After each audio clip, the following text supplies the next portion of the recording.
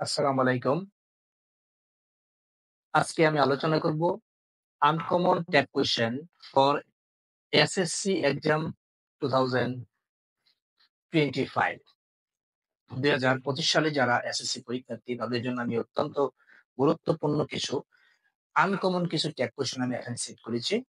যেগুলি বিগত বছরগুলিতে বিভিন্ন বোর্ডে এসে থাকে। তো সেগুলো নিয়ে আমি আলোচনা করব। এগুলি আনকমন, খুবই ইম্পোর্টেন্ট। হ্যাঁ? এগুলো করতে গিয়ে প্রায় দেখা যায় যে স্টুডেন্টরা কনফিউজ হয়ে যায়। তো এরকম আমি কিছু অত্যন্ত গুরুত্বপূর্ণ যে ট্যাগ কোয়েশ্চেন নিয়ে আলোচনা করব। ওকে, চলেন শুরু করি আমরা। ১ নাম্বার, আমরা জানি ট্যাগ কোয়েশ্চেন করতে হলে কি করতে হবে?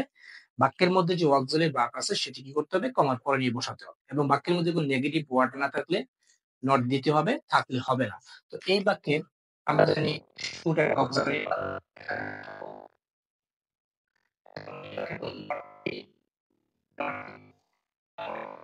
এখন কি ট্যাগ কোয়েশ্চেনের সাবজেক্ট বসাবো?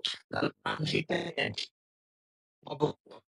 তো এটা নিয়ম হচ্ছে, যদি অ্যাডজেক্টিভ এর পূর্বে দি বসে এবং তারপরে যে সাবজেক্ট বসে, সরি ভার্ব বসে, মানে অ্যাডজেক্টিভ এর পূর্বে দি এবং ভার্ব বসলে তখন ওই অ্যাডজেক্টিভ থাকে না, এটি হয়ে যায় প্লুরাল কমন নাউন। তাহলে দা আনফিট বলতে এখানে অ্যাডজেক্টিভ বুঝাইছে না, এটি দিয়ে বুঝাইছে যে অভুক্ত দেহ, সকল অনাহারে থাকা মানুষদের বুঝাইছে। তো যেহেতু এটি প্লুরাল কমন নাউন, এই জন্য এর প্রমাণ হবে দে। এটি খুবই ইম্পর্টেন্ট একটি রুলস।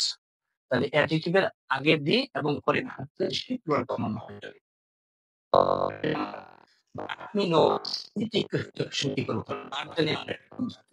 এটা বুঝতে হবে।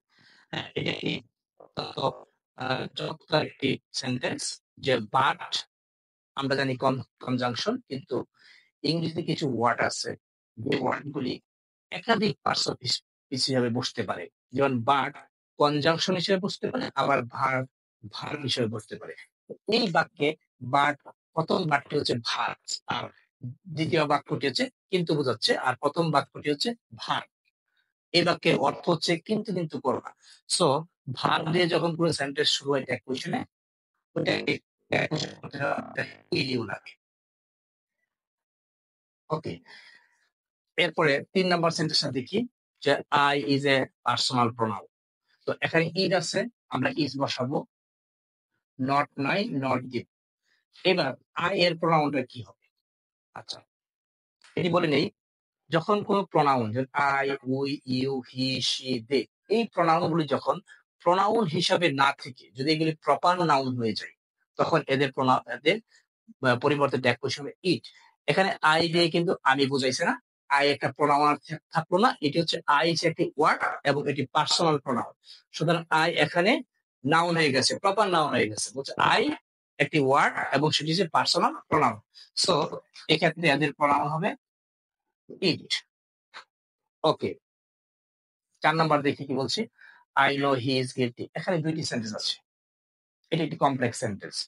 তো নরমালি কমপ্লেক্স সেন্টেন্সে ট্যাগ কোয়েশ্চেন করতে হবে প্রিন্সিপাল ক্লজ দিয়ে।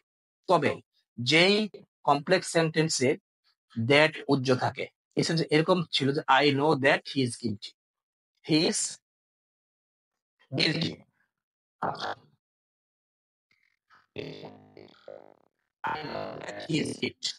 সে অপরাধী। তো এই ধরনের সেন্টেন্সে যখন দ্যাটটা উজ্জ থাকবে, তখন আমরা ট্যাগ কোয়েশ্চেন করব এই পরের সেন্টেন্সে। যখন দ্যাট থাকবে তখন আমরা প্রথম সেন্টেন্স দিয়ে দেবো, টেক্সচার করে দেবো। যখন দ্যাটটা উচ্চ থাকবে তখন আমরা পরের সেন্টেন্স দিয়ে দেবো।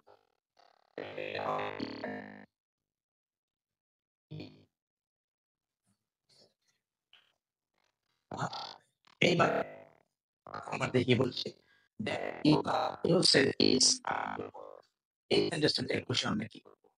আচ্ছা, যাই হোক, এটা কি কমপ্লেক্স সেন্টেন্স, এটা কি ক্লজ। তো যদি আমরা কমপ্লেক্স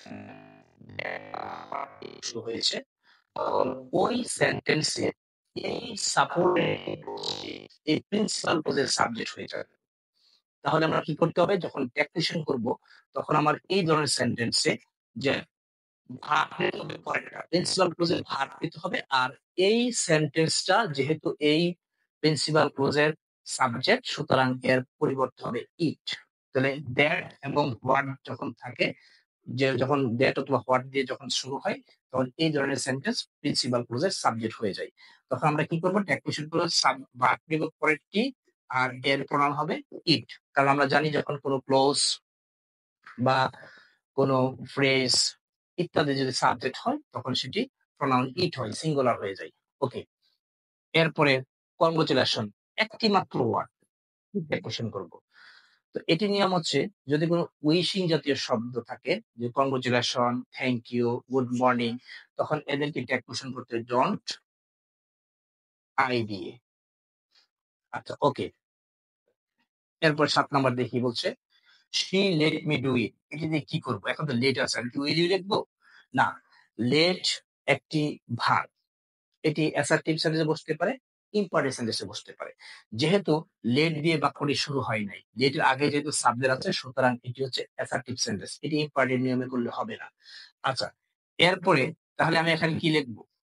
যে ডু লিখবো, না ডিড লিখবো, না ডাজ লিখবো? ডাজ তো হবে না, কারণ এসবিএস নেই। আচ্ছা, তাহলে আমাকে কি করতে হবে? দেখতে হবে কিছু ভার্ব আছে যাতে ৩টা ফর্ম একই।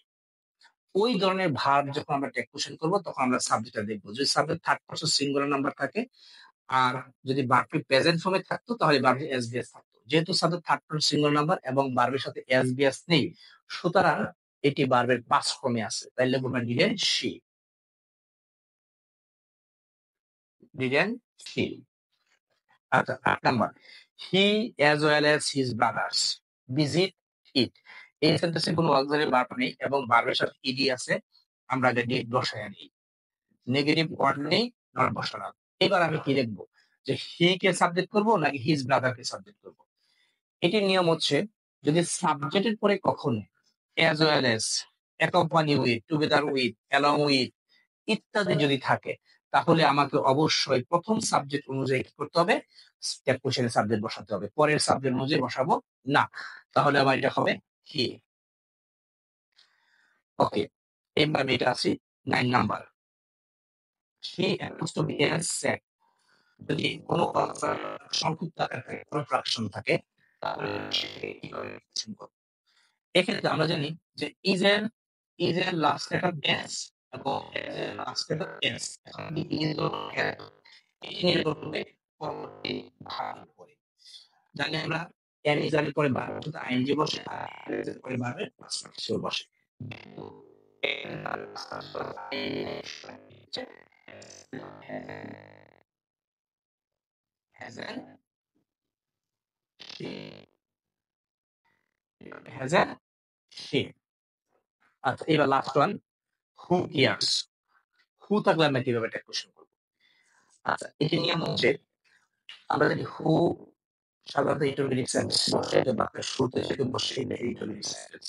ডেফিনিশন একটা ইন্টারোগেটিভ সেন্টেন্স, তো ডাবল ইন্টারোগেটিভ সেন্টেন্স কখনো হয় না। তাহলে হু থাকলে আমরা কিভাবে করব? যদি হু দিয়ে একটা কোশ্চেন শুরু হয়, তাহলে এই সেন্টেন্সটাকে মনে মনে আমার অ্যাক্টিভে সাজিয়ে নিতে হবে। হু কেয়ারস, যদি আমি এটাকে অ্যাসার্টিভ সাজাই, তাহলে হবে নোবডি, নোবডি কেয়ারস। তো এই নোবডি কেয়ারস কে যখন একটা কোশ্চেন হবে ডু দে,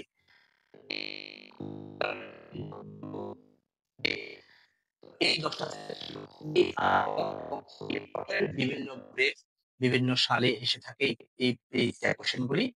তো আশা করি আপনাদের এটা ক্লিয়ার হয়েছে। সবাই ভালো থাকবেন। খোদা হাফেজ।